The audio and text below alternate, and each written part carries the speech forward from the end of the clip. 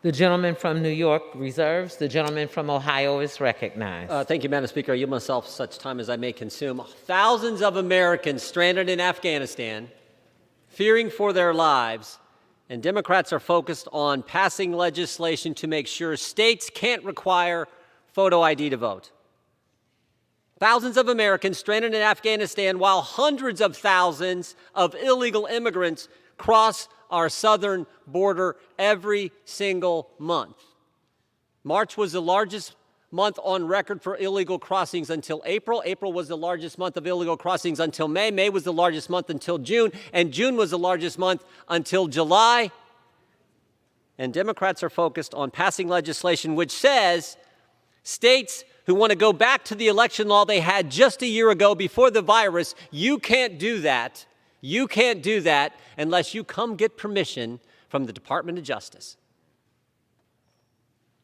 As Mr. Davis said, in 1965, Congress passed the Voting Rights Act, a good piece of legislation that did things that needed to be done, put in place things that needed to be put in place. But we're a long way from that and so much better. In 2013, in the Shelby County versus Holder Supreme Court decision, the court said there is no need to continue pre-clearance requirement. Here's a quote from the Chief Justice. The conditions that originally justified these measures no longer characterize voting in the covered jurisdictions.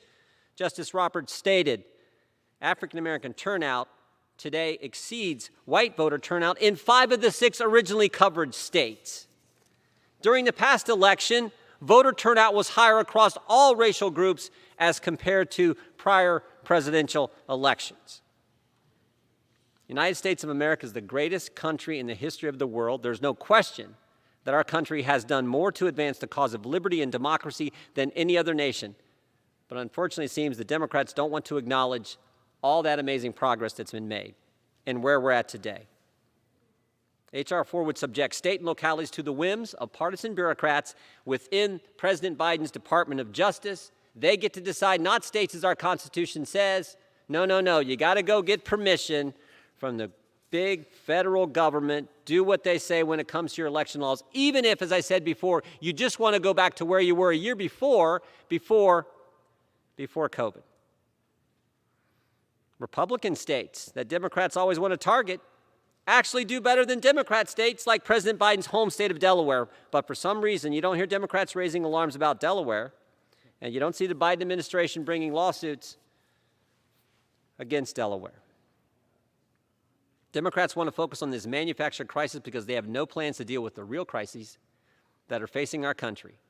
Inflation, crime, the border, and of course, what's going on in Afghanistan as we speak. Don't be fooled. Today it is easier to vote than ever in our country.